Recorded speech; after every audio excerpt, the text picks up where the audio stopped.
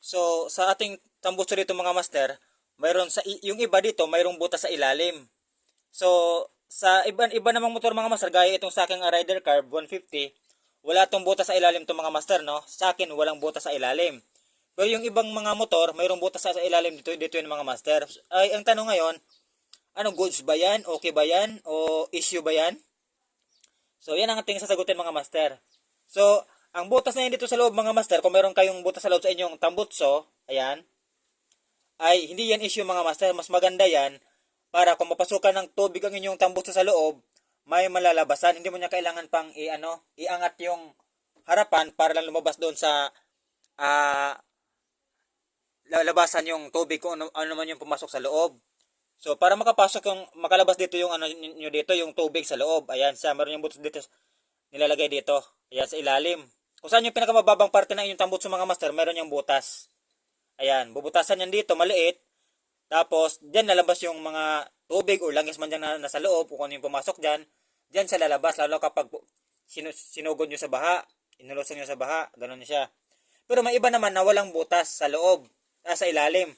So, kung kagaya itong sa akin, ang aking Rider Carb 150, wala itong butas sa ilalim mga master. Ito yung isa pang stock ko. Ayan, tinanggal ko. Ayan o.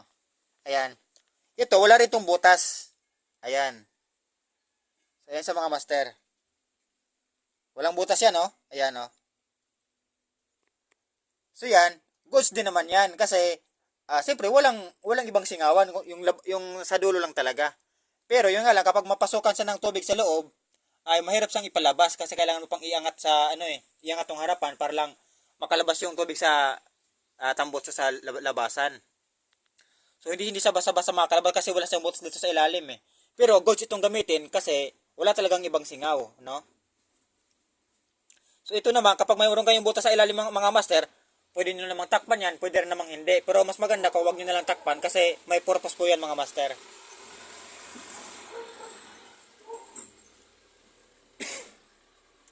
So kung yung iba nagtatanong kung bakit yung sa kanila mayroong butas sa ilalim, hindi po yan issue mga master. Ano lang yan siya.